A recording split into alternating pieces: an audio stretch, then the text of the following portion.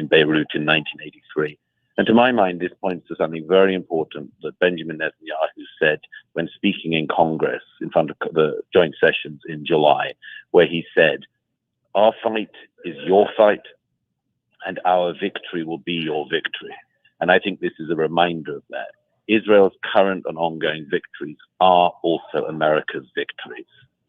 Yeah, and Douglas, one of the most astonishing things about this conflict has been the bizarre desire by the Biden administration to basically hold the leash on Israel, tell them they shouldn't go into Rafah and finish off Hamas, tell Israel it should take the victory. The last time that Iran shot a wide barrage of missiles at Israel, I'm fully expecting that you will hear some sort of language like that coming out of the Biden administration shortly. So far, they've been silent. Perhaps they're waiting for Israel to take the action and then say the thing. Joe Biden keeps repeating the word ceasefire as though it's the word Beetlejuice, and suddenly Beetlejuice is going to appear. If he says ceasefire enough times, then magically everything will heal in the Middle East and he can go back to sleep in Rehoboth Beach. But the simple fact of the matter is that what Israel is doing through its massive escalation against Hezbollah is actually making the region significantly more peaceful for the foreseeable future. The possibility of reopening the Abraham Accords to Saudi Arabia, the possibility of Lebanon itself actually being turned into something livable, the possibility even of something as dramatic as an Iranian revolution. These sorts of things become possible when Western powers stand up for themselves.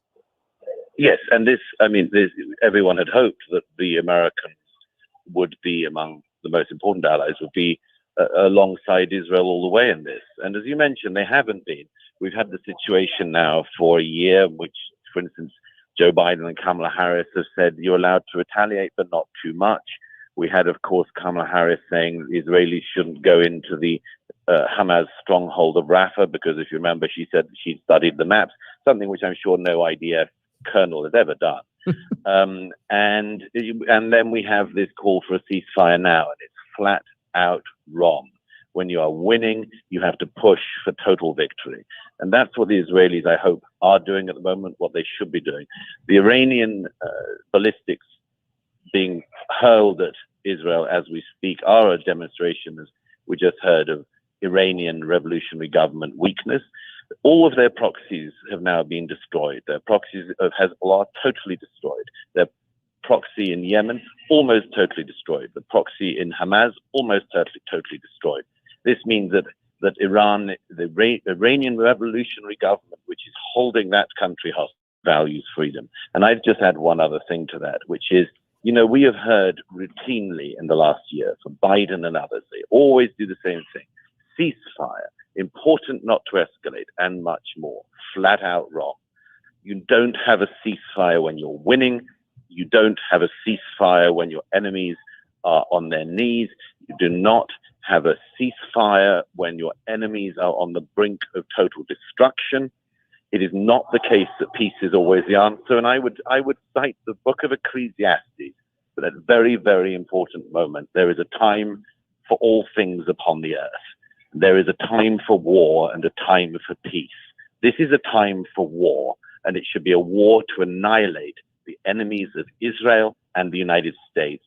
And I, at any rate, hope that war can end. Yeah, Douglas, I think that final point is the one that I think is the big one. What Israel is doing right now is a complete rejiggering of the Western way of war back to what the Western way of war used to be decades ago, which is actually pursuing victory. It's been a very long time since anyone in the West actually even mentioned the word victory. Netanyahu has said over and over and over, we will win. The Israeli public is behind him in his attempts to win so that they don't have to fight this again tomorrow. If the West would take the lead from that, the world would be a much better place.